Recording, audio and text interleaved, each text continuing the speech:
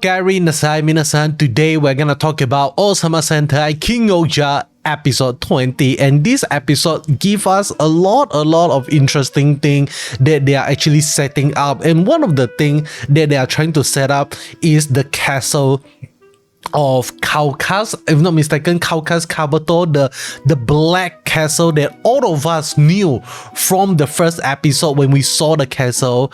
That thing is gonna become a Megazord. It is gonna be one of the Shugoddam as well, and we already got the image of the Shugoddam, so they actually teases us the idea that hey, the castle is gonna be a Shugoddam in this episode by Ruckless saying the Ohsama crown lands is actually the key to this entire castle itself. So eventually we are gonna see Gira accessing that power, that castle itself. But why would he actually need to use the power of the castle? Maybe it is to actually defeat a giant-sized Daigo, okay? Because right now we haven't seen Daigo get defeated by the Rangers itself yet. So eventually we are actually gonna see Daigo becoming huge, and the Ranger needs a way to defeat Daigo, and I felt like that is gonna way the castle actually came into play, okay? But with that being said,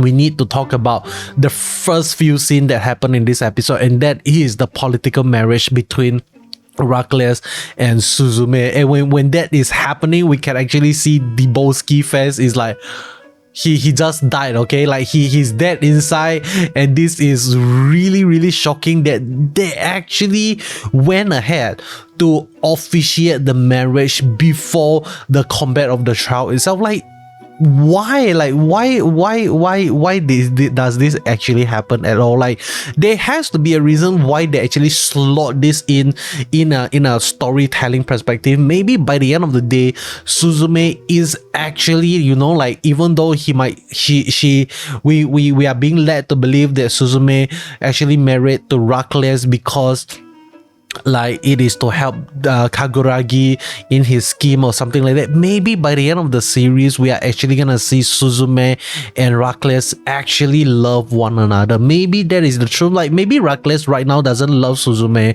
but Suzume could actually be the one that actually go and save Ruckless after he fall down from the cliff, just like how Gira did in the, I don't know in which episode, but I really felt like that is gonna be the story of Ruckless and also Suzume moving forward. Because if not, like why would they actually establish that they are actually getting married and just for that to lead to Norway itself? Okay, so that is how I actually believe how the story is gonna move forward.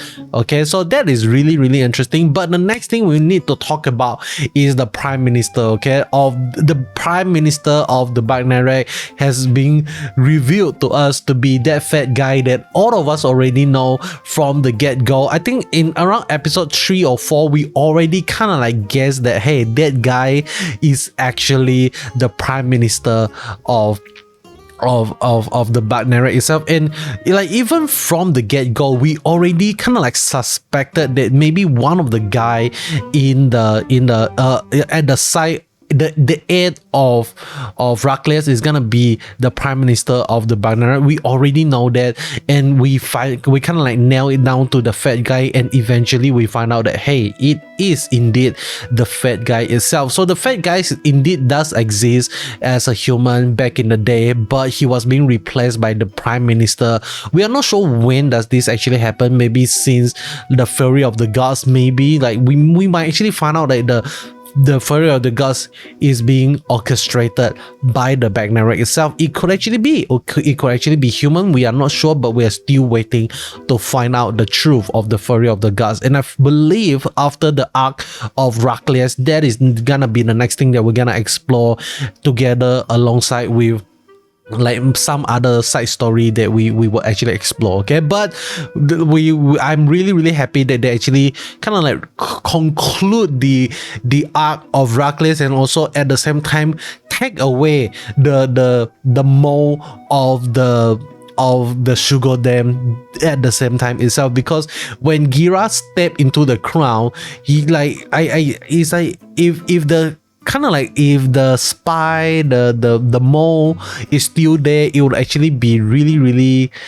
annoying for us to actually like, we know what is happening but the character doesn't know what is happening, and it is very annoying as the audience to actually see that happen on screen. Okay, but that is really interesting thing. But another thing is the annoying guy with the head is back in action once again, and honestly speaking, he is as annoying as ever, but it is also really like, how do I say, refreshing to actually see him finally seeing the true colors of Ruckless, and he actually destroy the board and kind of like just denouncing his faith on Ruckless and supporting Gira all the way. That is really amazing to see, and I'm really glad that there are people who is actually supporting Gira other than the people from the orphanage, because Gira really deserve all the praise that he is getting in this episode for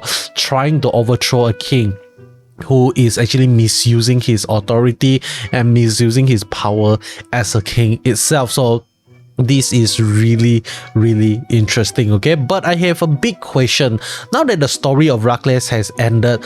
I have a big question, which is what actually corrupted Ruckless in the first place? What causes Ruckless to turn from that naive little kid who believed in the good of the world into such a person who believed that the citizen is actually a tool? Like how did that actually change? How did that actually happen itself? Like, who is the one that corrupted Ruckless? And you might be thinking to yourself, it is actually the prime minister. And I also believe that there could actually be certain truth to this theory itself, but at the same time, I would also want to kind of like open the door for other possibility, like maybe like it is his own journey which actually causes him to be like this. Maybe he believe in people, but certain people lie to him, something like that. Maybe we are really not sure like what actually corrupted Ruckless, but I really hope that we are actually gonna get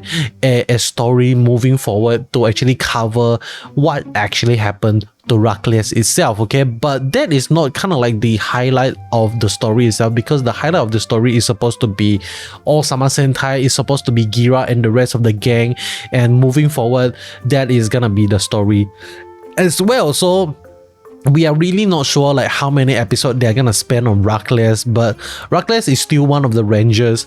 Moving forward, we might actually see him return and helping the squad, you know, because he is at the end of the day still the owner of the Ohsama Caliber 0. So that is really interesting. Okay, another really interesting thing in this episode is how Jeremy, after like spending a little bit of time with Yanma in the previous episode, he actually learned from Yanma about on the prank. Okay, like how to prank someone, and the prank actually is the reason why the fat guy has been revealed to be the prime minister, revealing the truth that all of us already kind of like guessed it in the first place. Okay, but with that being said, that is all for this episode. Really fun episode. I wouldn't say it is a really serious episode. In a story perspective, it is a serious episode, but for some weird reason, I just don't feel this emotional connection to the plot itself. Like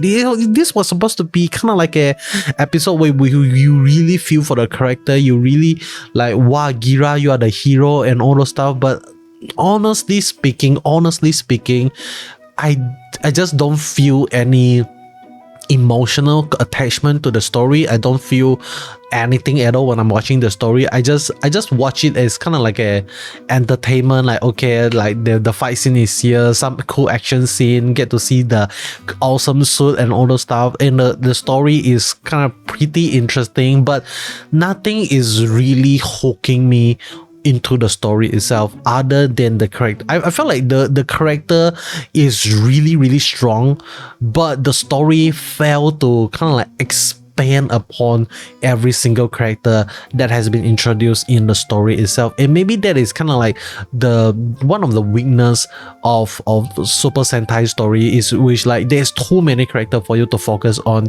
And like I think in this series especially, because like in every country you have your own side character, you have your own casting that you need to focus on, something like that.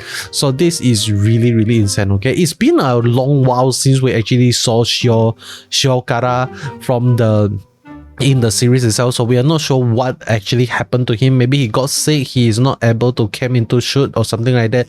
But it's been a while since we saw him. We don't actually saw Sebas in this episode as well, so maybe it is to kind of like reduce the, you know, like the more side character we can exclude from the story, the more money they can actually save, something like that. Okay, but next week we are actually gonna see Gira kind of like gaining the trust and the respect from the rest of the king now that he is officially a king, and he, if he want to be called equal as king, he really needs to get the respect from the rest of the king itself. So, and one of the things that I actually saw from the next episode preview is Rita actually unzipping her mask and show it to Gira. And when I saw that, I was like, why, Rita, why do you actually do that? Like what happened, something like that. But I am not sure why, but I really hope that Gira is gonna have a really shocking expression, like why do you actually do that and all those stuff, and it's gonna be really fun next episode. But that is all from me. Hope you enjoyed the video. If you made it this far into the video, means you enjoy my content, and I really want you to comment this word in the comment section below to let me know you actually finished the video itself. And the word today is hydrate, HYDRATE. Why hydrate? Because it is very important for all of us to stay hydrated in this hot weather now. Okay, so with that being said, that is all. Hope you enjoy. Subscribe if you haven't, and goodbye.